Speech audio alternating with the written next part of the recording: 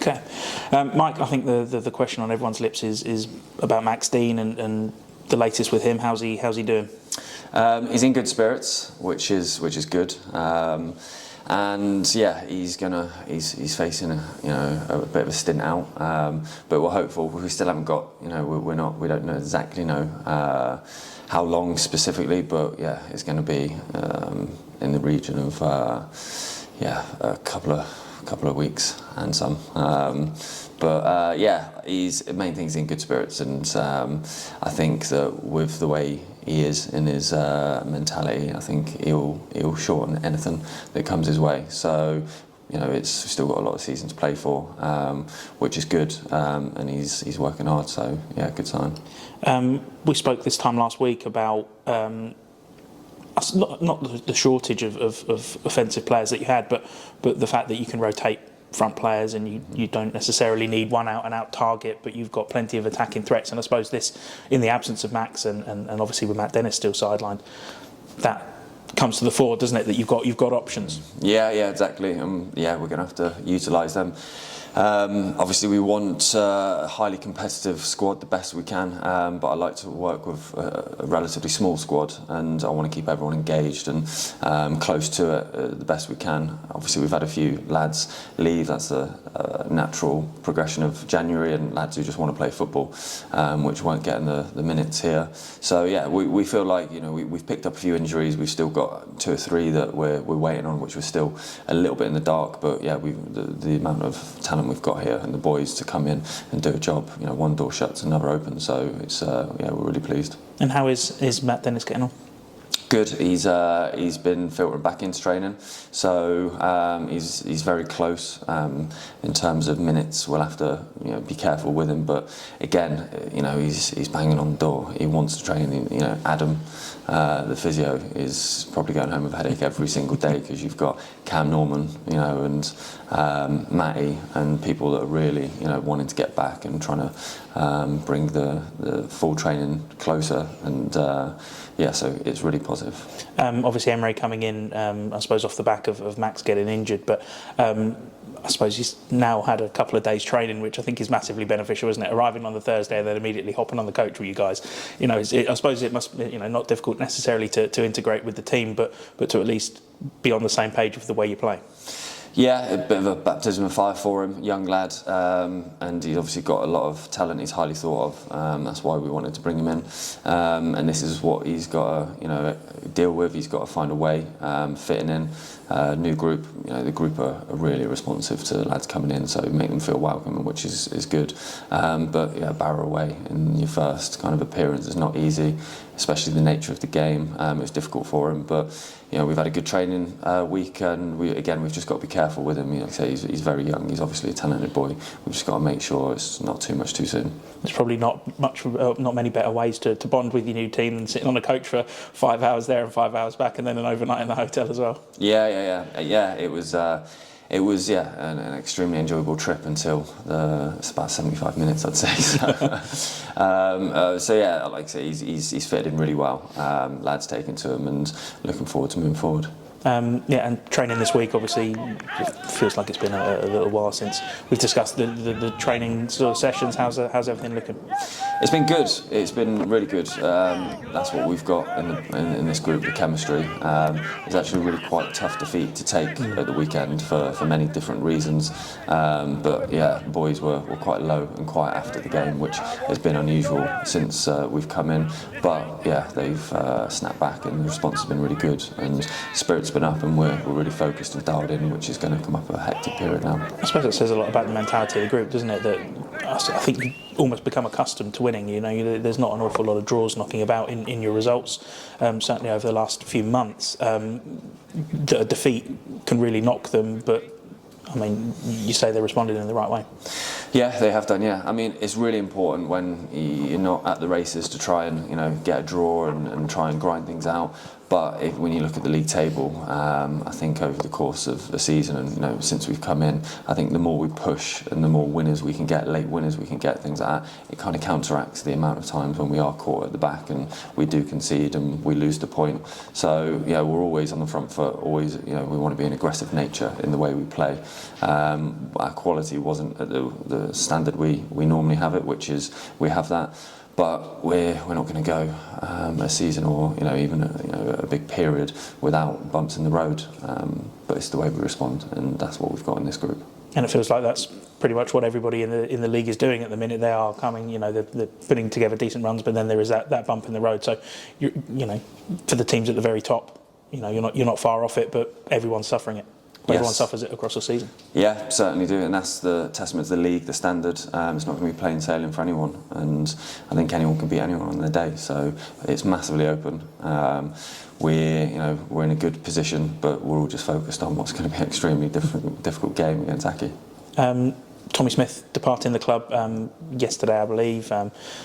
Given the time differences over in Australia, probably the day before as well. But what was you thinking behind letting Tommy go?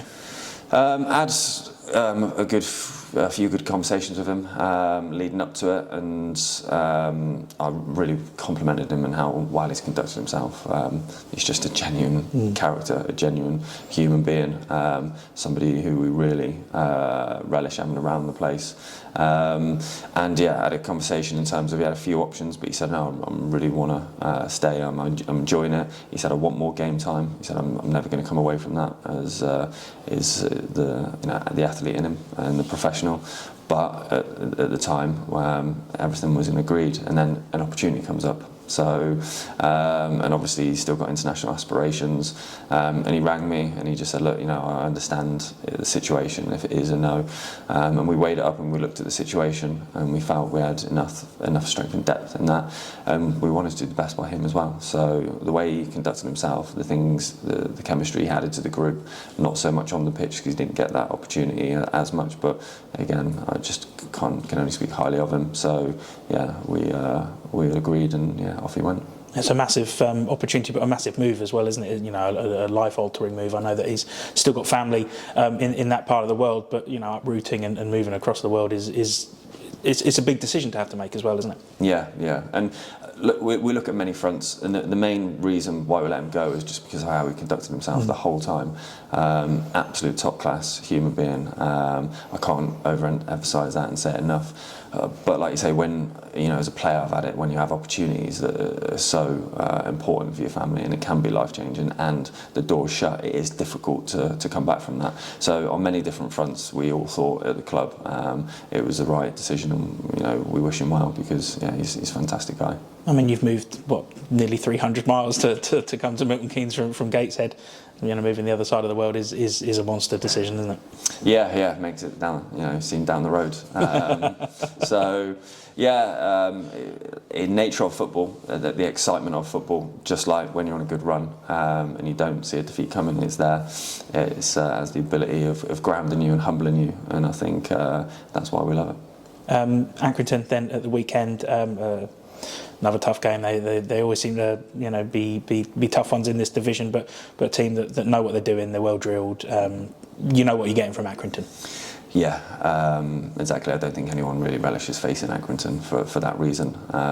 They've got an extremely athletic group of lads, and when you're watching back, they know what they're doing. Like you've just touched on there. Work extremely hard. Happy to go man for man all over the pitch, but come with a game plan. So obviously probably the most experienced manager in the league, and deserves huge credit. I think probably more than he actually does get. So it's going to be tough for us, but again, test that we relish, and we know that if we focus on ourselves and the way we try and disrupt teams, it'll be a good challenge. It was your first game in charge, wasn't it, up at Accrington? We obviously know that Accrington are very disciplined and do what they do. How much has your side changed since that opening game, though? Because obviously, you've had several months now to bed in and get them playing in your way. Yeah, I think we've come a long way. I think that was a real learning curve for us in terms of how willing the lads are to just take on information, and the bravery and courage that's just instant and unquestionable.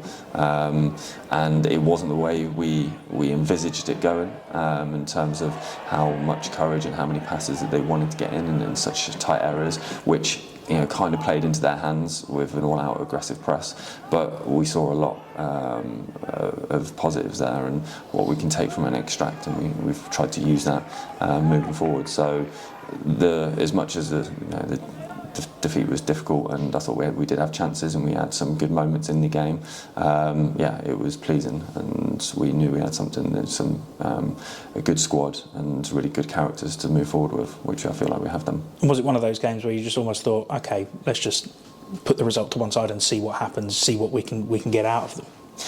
I think you never want to it be as black and white, as cold as putting a result to the side, because you're desperate to come in and make an impact and win your first game. But there's more important things, and I thought what we saw from the group was exactly what we would have liked to see. I think when you go into a team and you try and change the style of play so dramatically, and they don't take to it, and there's a bit of resistance there, and they revert back to right, there's going to be a few more growing pains along the journey. But what we saw was good, and to a large degree we did put the result to the side and then just focused on how we can improve. And finally, we're going to be speaking to Lewis Bate next. Probably one of his best performances in a Don shirt. Well, I mean, he's only made a handful, hasn't he?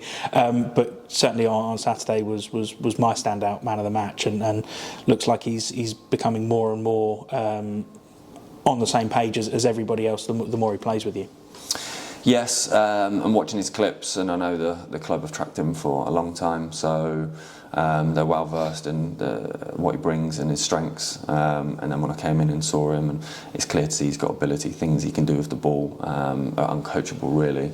And I think it's for us to learn with him. He's a great character, fit in really well with the boys, works his socks off, which is the main ingredient for us. And he's been given the platform to show what he can do, and he's done extremely well. So looking forward to continually growing that, and hopefully he can keep getting better.